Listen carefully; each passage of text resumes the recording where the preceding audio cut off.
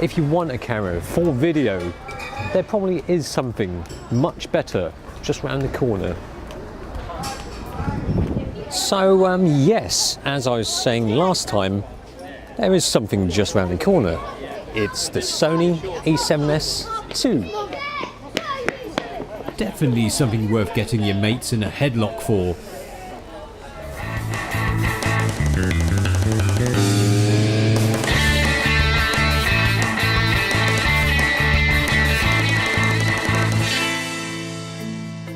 It was inevitable really, wasn't it? Sony a7S II, after releasing the a7R II, and before that the a7 II. I mean, they release new cameras more often than I change my pants. That sounds a bit wrong. I do change my pants quite often. And if I've run out, I just turn them inside out. I'm guessing Locke had to change his undergarments more frequently after handling the a7S II. Probably got accidentally busy with the jizzy after handling this low-light monster made for video geeks. Now the megapixel count has stayed the same as the predecessor, but they've introduced some new features. 5-axis stabilization is just one of them. But let's face it, having 12 megapixels, the same as before, is not a big problem, seeing as this is not going to be the camera you should go for if you're going to take lots of photos. What you should care about is that it shoots 4K internally now. It's like inserting an object into the back end of a cat. I don't really do that. Just saying. Just like with the a7R II and a7 II, the in-body IS is useful, but not a miracle solution. One thing about the Sony a7R II is that it had a significant amount of rolling shutter. It's pretty much the same with the Sony a7S II as well. The body feels just as good as the a7R II and a7 II, well, mainly because it's the same chunkier body. It is a much grippier camera than the original a7S. You can also customise the record button to one of the function buttons also, if you find one on the side a bit fiddly. Yeah, it's got faster autofocus too, but the real key feature of this is the high ISO, and there is only one way to test that out. In the studio of God! Well, this is quite dark, isn't it? It's really quiet as well. Alright, not much going on there, so I went to the woods, in the dark, hoping to see something interesting, in the dark. That crazy high ISO and next to no light at all. But alright, who's going to shoot in a place like that with no lights? So I went elsewhere to keep testing. And yes, by the way, we've come here for an event. There isn't just a load of people rioting.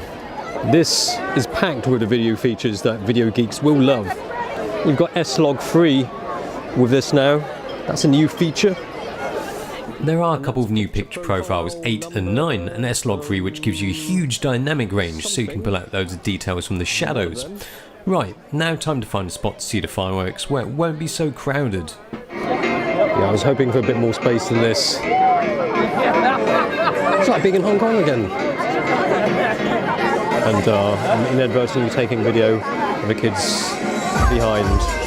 I'm not like that. I must note that these are musical fireworks, and I don't mean Les Mis with explosions. Some DJs playing music. So Locke will have to slip in some fat royalty-free music onto the video. I'll tell you what we'll do, we'll play a millisecond of the original music for each song. If you can guess all of them, contact our social media man and you might win something. Might? ISO 25600 looks bloody marvellous. Cleaner than those rooms you see those Intel bunny suit wearing people working in. Bumping it up and things still look really nice. That's nice, not noise. There's not much of it. And even at ISO 102,400, incredibly respectable. It is quite amazing, wandering the streets with the a7S II and then looking at the file you have when you get back home. Anyway, the Sony a7S, low light. It's quite a beast of a camera, but do you need a beast? It goes really low. And the Sony a7R II is already pretty good when it comes to low light. So the question is, do you really need to go that low? in terms of the light.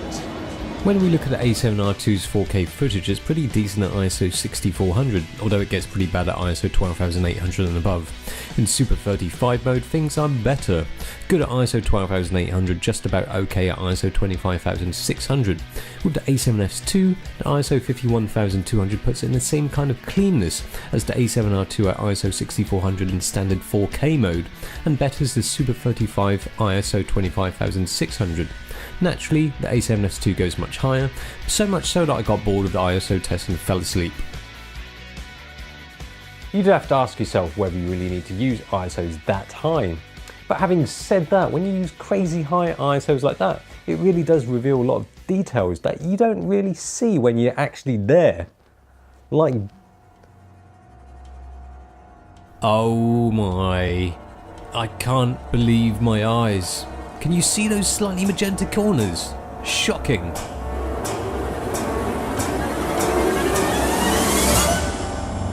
But nonetheless, if you're a video enthusiast that wants a 4K video camera, this is the one. This is the low light king. This, the A7S2 neatly rounds up the second series of A7 cameras by adding a brilliant video camera to accompany the already brilliant stills camera that is the A7R2 and the other one that is the A7 II.